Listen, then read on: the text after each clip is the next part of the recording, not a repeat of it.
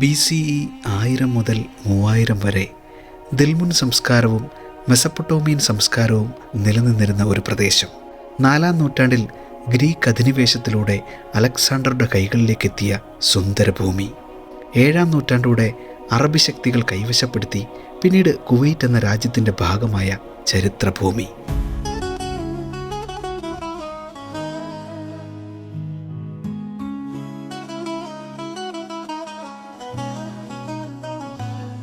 എന്നാൽ 1990-91 കാലത്ത് പഴയ മെസപ്പൊട്ടോമിയൻ പിന്മുറക്കാർ കൂടിയായ ഇറാഖ് കുവൈറ്റിന് മേൽ ആധിപത്യം സ്ഥാപിച്ചത് ഈ ഭൂമി പിടിച്ചടക്കിക്കൊണ്ടായിരുന്നു. അവർ അന്ന് ഒറ്റ ദിവസം കൊണ്ട് തകർത്ത് തരിപ്പണമാക്കിയ ഭൂമി ഫൈലാക്ക. കുവൈത്തിലെ സാൽമിയ തീരത്ത് നിന്ന് 12 നോട്ടിക്കൽ മൈൽ അകലെ പേർഷ്യൻ ഗൾഫിൽ സ്ഥിതി ചെയ്യുന്ന സുന്ദരദ്വീപ്. ഇറാഖിൻ്റെ ആധിപത്യത്തിന് അധികം ആയുസ്സില്ലായിരുന്നെങ്കിലും അവർ അവിടെ നടത്തിയ ഭീകരത ഇന്നും മായാതെ മറയാതെ നിലനിൽക്കുന്നു. കുവൈറ്റിൻ്റെ മെയിൻലാൻഡിൽ നിന്നും 1.5 മണിക്കൂർ കടലിൽ കൂടി സഞ്ചരിച്ചെത്തുന്ന ആ ചരിത്ര ഭൂമിയിലേക്ക് ഹിസ്റ്റോമീറ്റർ ഒരു യാത്ര നടത്തുകയാണ്. ഇന്നും ഉണങ്ങാത്ത ചോരക്കറകളും മൺകൂമ്പാരങ്ങളായ കെട്ടിടാവശിഷ്ടങ്ങളും ഉപേക്ഷിച്ചു പോയ പീരങ്കികളും ടാങ്കർ വാഹനങ്ങളും ഒക്കെ പറയുന്ന ആ ചരിത്ര കഥകൾ കേൾക്കുവാൻ വേണ്ടി. ഒപ്പം കൂടാം ആ ചരിത്ര കഥകൾ ഇഷ്ടപ്പെടുന്ന എല്ലാവർക്കും.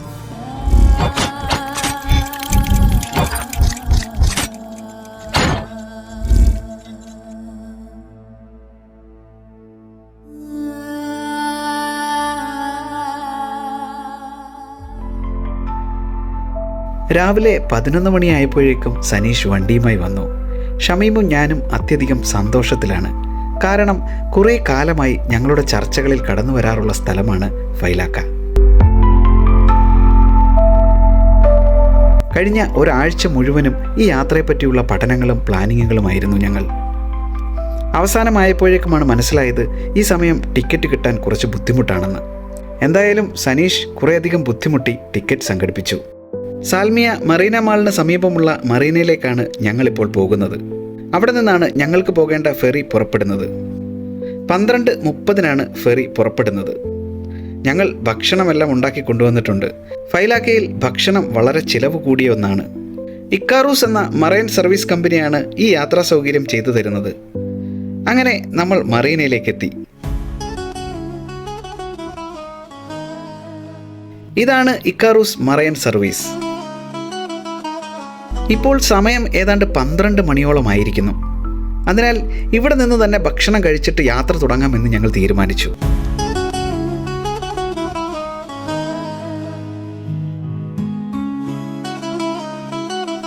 ഷമീമിൻ്റെ കൈപുണ്യം നിറഞ്ഞ നല്ല ചിക്കൻ ബിരിയാണിയും സനീഷിൻ്റെ വക ബീഫ് റോസ്റ്റുമാണ് വിഭവങ്ങൾ. എൻ്റേതെന്ന് പറയാൻ ഇതെല്ലാം അകത്താക്കാനുള്ള ഒരു വയർ മാത്രമാണുള്ളത്.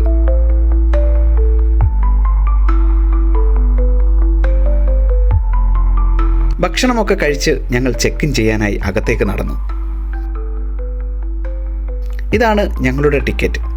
ഇരുഭാഗത്തേക്കുമായി ഒരാൾക്ക് 10 കുവൈറ്റി ദിനാറാണ് ചാർജ് വരുന്നത്.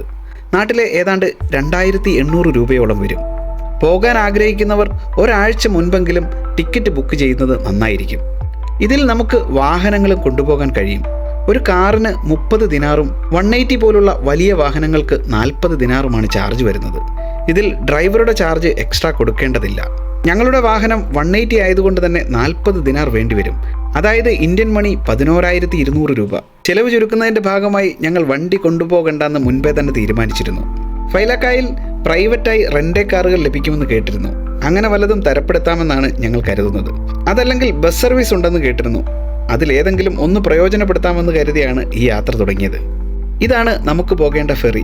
ഇതിൽ ഏതാണ്ട് 1.5 മണിക്കൂർ കടലിലൂടെ യാത്ര ചെയ്താണ് നമ്മൾ ഫൈലാക്കയിലെത്താൻ പോകുന്നത്. ഈ മറീനയിൽ മറ്റു പല ബോട്ട് സർവീസുകളും ഉണ്ട്. സ്പീഡ് ബോട്ടുകളാണെങ്കിൽ 1/2 മണിക്കൂർ കൊണ്ടും ഫൈലാക്കയിലെത്താം. പക്ഷേ അതൊക്കെ വലിയ എക്സ്പെൻസീവ് തന്നെയാണ്. അങ്ങനെ ഞങ്ങൾ ഫെറിയുടെ ഉള്ളിലേക്ക് കടന്നു.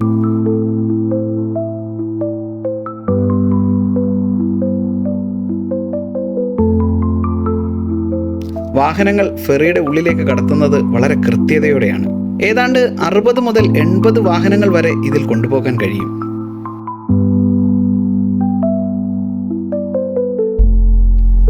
2 ഡെക്കുകളാണ് പാസഞ്ചേഴ്സിനുള്ളത്. നമുക്ക് താഴെയുള്ള ഡെക്കിലേക്ക് കയറാം. കാരണം ഇവിടെ ആദ്യം എത്തുന്നവർക്ക് വിൻഡോ സീറ്റിൽ ഇരിക്കാൻ കഴിയും. അതുകൊണ്ട് തന്നെ ഞങ്ങൾ താഴെയുള്ള AC ഡെക്കിലേക്ക് കയറി. വളരെ വിശാലമായ ഒരു ഹാളാണിത്.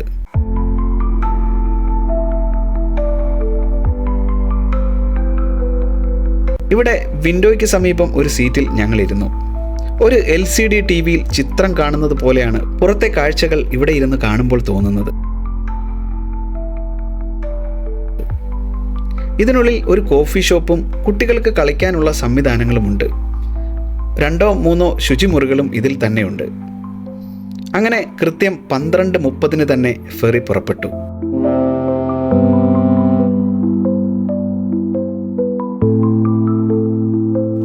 ഇനി ഏതാണ്ട് 1.5 മണിക്കൂർ വെറുതെ ഇരിക്കണം. ഷമീം പോയി കുറച്ച് കൂൾ ഡ്രിങ്ക്സ് വാങ്ങി വന്നു.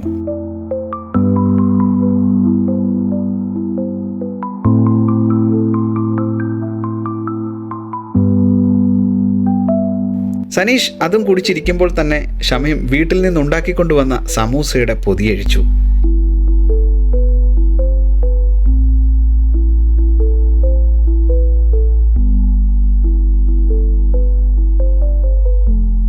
അങ്ങനെ ലഘുഭക്ഷണമെല്ലാം കഴിഞ്ഞ് ഞങ്ങളൊന്ന് പുറത്തേക്കിറങ്ങി. മുകളിലത്തെ ഡെക്കിലൊന്ന് കയറണം. അവിടെ നിന്നുള്ള കാഴ്ചകൾ കൂടി കാണണം.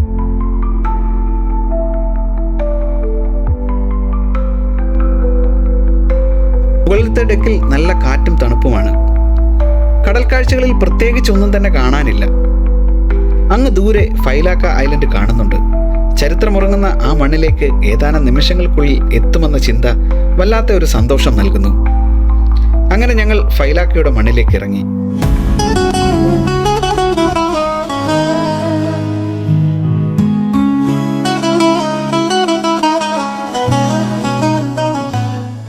ഇവിടെ ഇക്കാറൂസിന്റെ ഒരു ബസ് കിടപ്പുണ്ട്. അവരോട് അന്വേഷിച്ചപ്പോൾ ഇതിൽ ഫ്രീ ആയി ഹെറിറ്റേജ് വില്ലേജ് വരെ പോകാമെന്ന് പറഞ്ഞു. പിന്നെ ഒന്നും നോക്കിയില്ല, ചാടി അതിൽ കയറി. ഇനി അങ്ങോട്ടുള്ള കാഴ്ചകൾ മനസ്സിന് വല്ലാത്ത ഭാരം നൽകുന്നതാണ്.